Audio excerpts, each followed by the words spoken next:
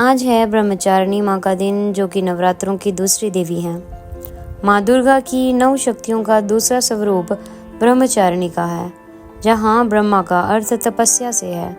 माँ दुर्गा का ये स्वरूप भक्तों को सिद्धि और अनंत फल देने वाला है। इनकी उपासना से तप, त्याग, वैराग्य, सदाचार और संयम की वृद्धि होती है। आइए जानते हैं माँ की व्रत कथा। ब्रह्मचारिणी का अर्थ तप की चारिणी यानी तप का आचरण करने वाली। देवी का ये स्वरूप पूर्ण ओर से बड़ा भव्य है। इस देवी के दाएं हाथ में जप की माला और बाएं हाथ में ये कमंडल धारण किए हुए है। पूर्व जन्म में इस देवी ने हिमालय के घर पुत्री रूप में जन्म लिया था और नारद जी के उपदेश से भगवान शंकर को पति रूप में प्राप्त करने के लिए घोर तपस्या की थी। इस कठिन तपस्या के कारण इन्हें तपरक्षिणी अर्थात ब्रह्मचारिणी नाम से अभिहित किया गया है। 1000 वर्ष तक इन्होंने केवल फल फूल खाकर बिताए और 100 वर्ष तक केवल जमीन पर रहकर शाक पर निर्भर किया। कुछ दिनों तक कठिन उपवास रखे और खुले आकाश के नीचे वर्षा और धूप के घोर कष्ट सहे।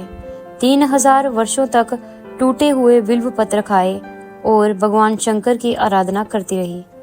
इसके बाद तो उन्होंने सूखे बिलपत्र खाना भी छोड़ दिए। कई हजार वर्षों तक निर्जल और निराहार रहकर तपस्या करती रही।